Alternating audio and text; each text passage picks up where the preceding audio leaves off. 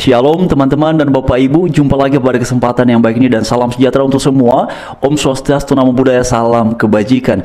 Beberapa hari belakangan ini cukup ramai dalam beberapa ulasan mengenai mualafnya Ruben Onsu, mantan suami dari Sarwenda. Dan teman-teman sekalian, seperti yang ada di layar ya, dalam beberapa ulasan diuraikan bahwa jauh sebelum putuskan mualaf, Ruben Onsu minta doa hingga puji kecantikan muslimah ini. Lalu kemudian juga setelah mualaf dan berlebaran bersama keluarga, warganet yang memberikan penilaian ataupun respon perihal keputusan dari Ruben Onsu yang sudah menjadi mualaf. Namun teman-teman sekalian, pada kesempatan ini saya tidak mau mengulas ya perihal keputusan dari Ruben Onsu yang sudah menjadi mualaf. Bagi saya itu adalah keputusan pribadi, itu adalah haknya. Meskipun kita sebagai sesama orang yang beriman kepada Tuhan Yesus ada rasa kehilangan saudara seiman, tetapi rasa kehilangan ini pun harus ditempatkan pada porsi yang tepat. Nah, menariknya teman-teman sekalian, pada beberapa waktu belakangan di tengah ramainya pembahasan perihal mualafnya Ruben Onsu ini, justru ada satu video yang kemudian menjadi ramai diperbincangkan, terutama di kalangan saudara-saudari beragama Kristen sebagaimana yang ada di teman-teman dan Bapak Ibu sekalian. Ini adalah Sarwenda bersama dengan Betran Peto, juga putrinya Sarwenda, teman-teman, seperti yang ada di layar ya. Lalu kemudian di dalam video ini ada tulisan, Sarwenda tetap setia ke pemberi keselamatan sejati, Tuhan Yesus. Lalu kemudian di dalam video ini juga ada tulisan, setiap malam selalu senang berdoa bersama, mengungkapkan perasaan dan keinginan masing-masing. Nah, itu dia teman-teman ya. Lalu kemudian juga di sini ya ada yang mempostingnya, Soekarnotinus menuliskan, ketika suami meninggalkan keluarga dan iman, tetap setia pada Tuhan Yesus. Hal ini sudah disukai teman-teman lebih dari 6.000 orang, 6.457 pengguna media sosial dengan berbagai macam komentar. Lalu kemudian diantaranya di sini, mungkin memang sudah rencana Tuhan ya dihadirkan Onyo Betran di tengah keluarga ini untuk menemani dan membimbing adik-adiknya ke gereja. Lalu kemudian juga diberkatilah Sarwenda dan anak-anak. Kalian umat pilihan Tuhan, tetap setia pada Tuhan Yesus ya. Amin.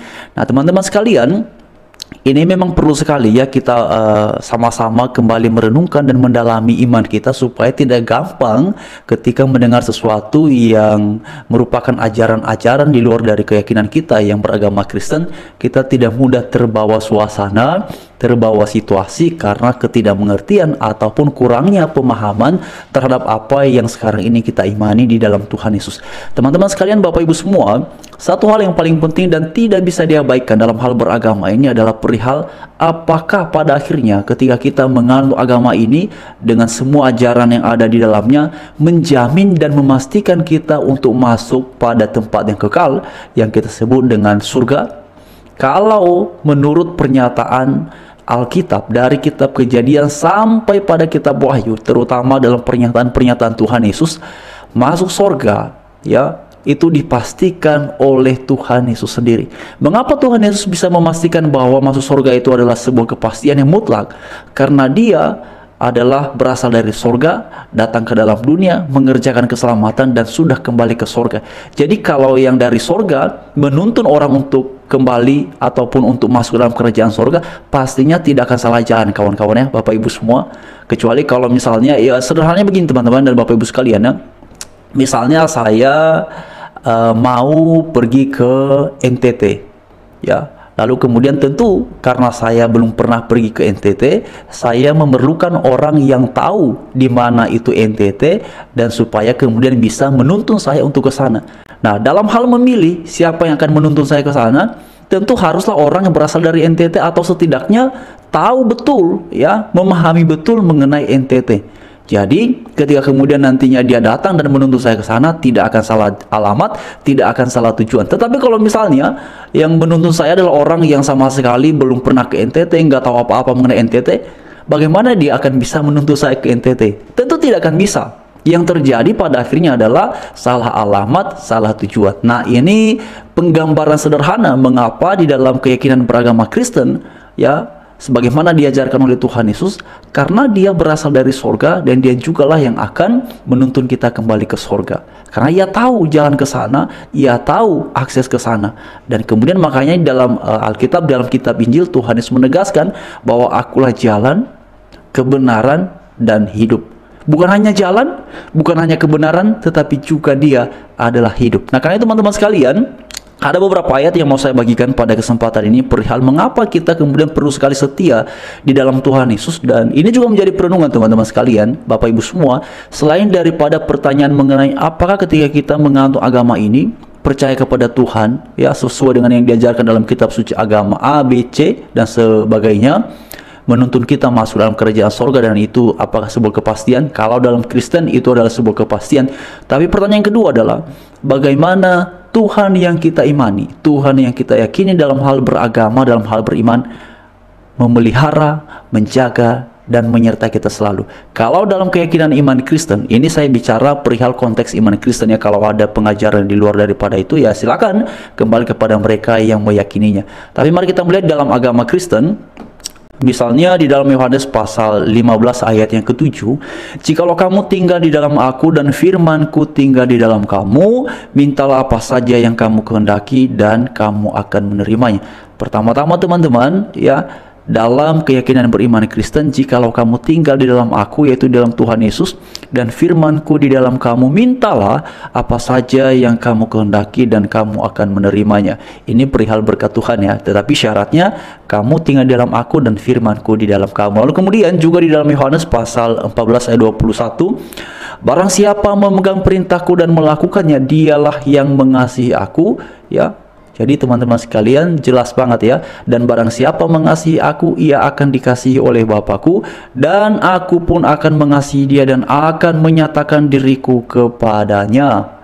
Nah, teman-teman lihat ya, akan menyatakan diriku kepadanya. Jadi memang untuk menjadi Kristen itu haruslah berdasarkan penyataan Tuhan sendiri, bukan karena saya mau, saya ingin, saya kepengen, saya mau jadi Kristen dan segala macam, tapi memang harus ya berdasar pada sejauh mana Tuhan menyatakan diri kepada yang dikehendakinya. Karena itu kita bersyukur menjadi Kristen, kita bersyukur menjadi orang-orang yang percaya kepada Tuhan Yesus. Dan karena itu dalam berbagai kesempatan saya kerap kali menyampaikan bahwa menjadi Kristen itu jangan karena orang tua Kristen, tetapi harus punya perjumpaan pribadi dengan Tuhan, mengalami Tuhan secara pribadi. Kita bersyukur ya kalau lahir dari keluarga Kristen. Berarti ini kan sebuah perjalanan yang mudah sehingga kemudian kita bisa memiliki akses untuk belajar perihal iman Kristen. Tapi kalau kita dari keluarga non-Kristen lalu menjadi percaya kepada Tuhan Yesus, tentu Tuhan punya cara yang ajaib dan luar biasa untuk menyatakan diri kepada tiap-tiap insan, dan kemudian juga bagaimana orang-orang itu akan mengambil keputusan ya setelah mengalami perjumpaan dengan Tuhan. Oleh karena itu teman-teman sekalian, Bapak Ibu semua, perihal saudara Ruben Onsu yang kemudian sudah memutuskan untuk mu'alaf, bagi saya secara pribadi ya biarlah itu menjadi keputusan pribadinya, meskipun ada perasaan sedih juga ya sebagai sesama orang yang percaya kepada Tuhan Yesus sebelumnya. Tapi perasaan ini pun kan jangan sampai kita ekspresikan membatasi hak dari si bersangkutan untuk memilih menganut agama yang dikehendakinya. Tapi apapun itu, saya berbicara dalam konteks iman Kristen, dan ini terutama saya sampaikan kepada kita semua yang beragama Kristen, yang percaya kepada Tuhan Yesus ya. Semoga kita menjadi insan-insan Kristen yang sungguh-sungguh percaya kepada Tuhan Yesus. Dan teman-teman sekalian, dikatakan juga dalam 2 Korintus ya, 2 Korintus pasal 5 ayat 17 tadi, jadi siapa yang ada di dalam Kristus, ia adalah ciptaan baru, yang lama sudah berlalu, sesungguhnya yang baru sudah datang. Teman-teman sekalian, dalam beberapa ayat yang lain juga diajarkan oleh Alkitab bahwa tiap orang yang percaya kepada Tuhan Yesus sebenarnya selain kita ada di dalam Dia, tetapi juga Dia pun ada di dalam kita, sehingga kita bersama-sama senantiasa dengan Tuhan ya, dipimpin oleh Roh Kudus supaya kita hidup seturut dengan yang dikehendakinya. Dan karena itu sudah menjadi sebuah hal yang paling patut kita lakukan adalah mentaati akan firman-Nya dan setia sampai akhir. Jadi kita berdoa ya teman-teman, Bapak Ibu sekalian, untuk Sarwenda dan anak-anak ya, semoga mereka selalu diberikan kekuatan dan juga rezeki, juga kemudian mereka selalu bertumbuh dalam iman kepada Tuhan Yesus. Dan juga kepada saudara-saudara seiman semua di luar sana, Tuhan memberkati. Mari tetap menjadi Kristen yang setia sampai pada akhirnya. Karena jangan lupa, kalau saya secara pribadi, sepengetahuan saya, setahu saya, hanya Tuhan Yesus yang berani dengan tegas menyatakan dirinya adalah Tuhan. Teman-teman bisa baca ya dalam kitab-kitab Injil, kerap kali saya sampaikan beberapa ayat itu ya, teman-teman sekalian, mengenai Yesus menyatakan diri adalah Tuhan. Dan hanya Tuhan Yesus juga lah yang berani menyatakan satu-satunya Dia untuk bisa masuk ke dalam kerajaan sorga. Bahkan Tuhan Yesus pernah berkata, kalau saat kamu melihat aku, kamu melihat Bapa. Karena Yesus berkata, aku dan Bapa adalah satu. Tuhan Yesus memberkati, menyertai kita semua. Amin.